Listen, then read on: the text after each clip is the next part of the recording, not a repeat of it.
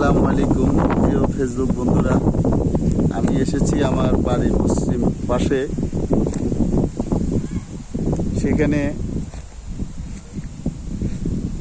ধান কাটা হয়েছে এবং সেই ধানগুলি মানুষ বাড়িতে নিয়ে যাচ্ছে। অবশ্যই কিছু ধান কাঁচা রয়ে গেছে, সেগুলো এখনো কাটা হয় নাই। এবং যেগুলি কাটা হয়েছে অনেকে বাড়িতে নিয়ে গেছে। তো আসলে অ্যাকচুয়ালি বলতে চাচ্ছিলাম, ঠিক এই সময় খুব ঠান্ডা লাগতেছে, বাতাস বইতেছে, বৃষ্টি যদিও আসে, শিলাবৃষ্টি হলে কৃষকদের অনেক ক্ষতি হয়ে যাবে। তো আল্লাহ রাব্বুল আলামিনের কাছে দোয়া করি যাতে শিলাবৃষ্টি না হয়, এমনিতে বাতাস বৃষ্টি যাতে হয়। দেখেন কিভাবে ধান কেটে রেখেছে কৃষকগণ।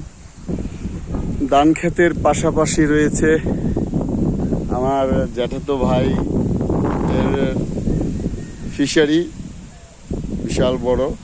এখানে মাছ